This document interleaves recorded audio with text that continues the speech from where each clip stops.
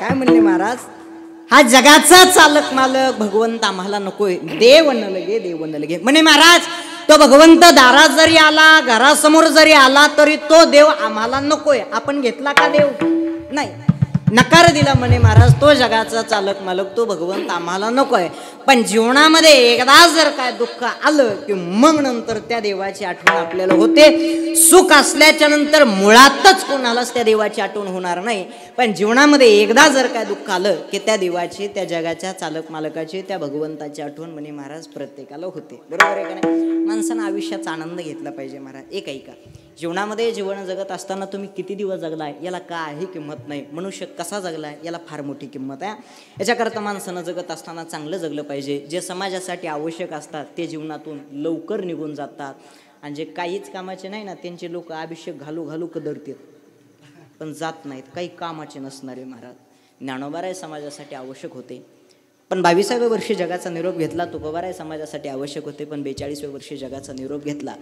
जे काहीच कामाचे नाही ते लवकर जातच नाहीत महाराज. एक जण होता, काहीच करत नव्हता, खायचा प्यायचा झोपायचा, खायचा प्यायचा झोपायचा. बायको म्हणली का हो 4-5 दिवसावर दिवाळीचा सण आलाय, लोकांचे लेकरं गुलाबजामुन खातेन, लाडू खातेन, फटाकडे वाजवते ना, आपले लेकरं नुसते दुसऱ्याच्या लेकराच्या तोंडाकडे बघत बसतील. तुम्ही काहीतरी काय करा, बोला, काम करा.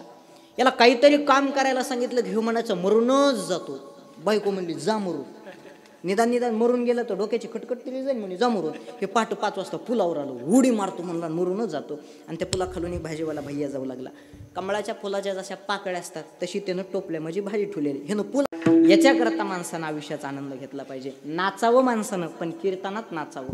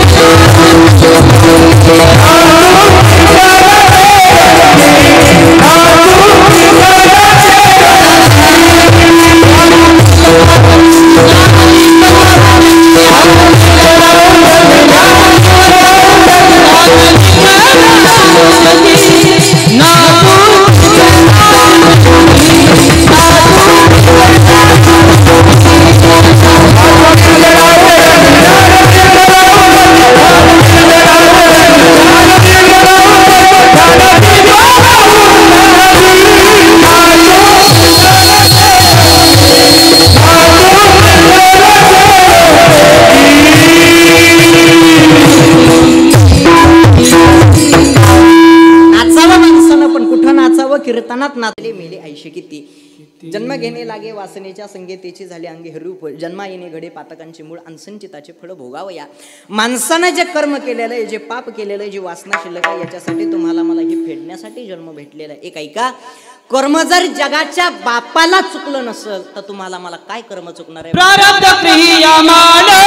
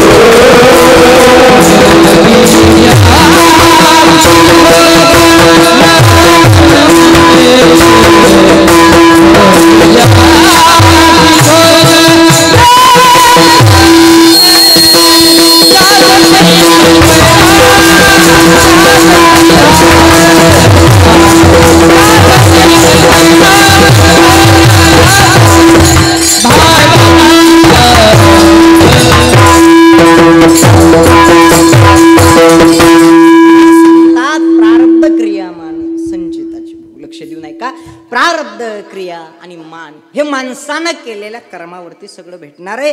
कर्म जगाच्या बापाला चुकलं नाही म्हणे महाराज, कर्मे राम वनवासा गेला. अरे कर्मानं रामाला सुद्धा वनवासाला जावं लागलं. मला सांगा, वृक्षाचे पाणी हले ज्याची सत्ता, वृक्षाचं पान हलवायची सत्ता त्या देवाच्या हातात आहे. देवाला कर्म चुकलं नाही. दादा तुम्ही आम्ही तर माणसं आहोत ना, प्रत्येकाच्या जीवनामध्ये कर्म आहे, हे प्रत्येकाला फेडावं लागणार आहे. मग देवाला दोषी ठरू नका. आपल्या जीवनामध्ये सुख आणि दुःख येत आहे, याच्याकरता माणसानं केलेलं कर्म आहे. माणसानं कर्म करत असताना चांगलं करा. एक ऐका, एक वेळेस देवाला घाबरलात ना, नका घाबरू, पण माणसानं केलेलं जे कर्म आहे ना, जो कर्म करतोय ना, या कर्माला घाबरा. का तर जगाचा चालक मालक भगवंत एक वेळेस तुम्हाला मला माफ करल, पण मनुष्यानं जे केलेलं कर्म आहे, हे मनुष्याचं कर्म मनुष्याला कधीच माफ करणार नाही.